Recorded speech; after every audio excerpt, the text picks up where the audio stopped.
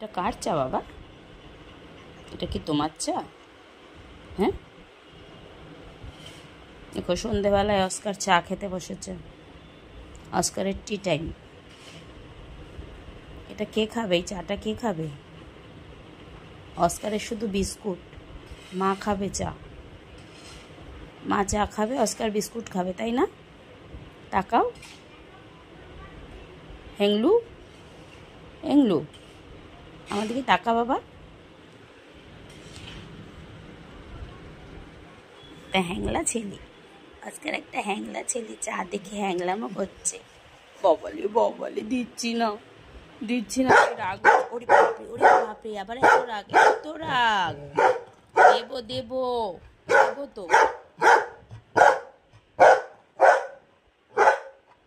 ঠিক আছে, চুপ করে বসো, দিচ্ছি।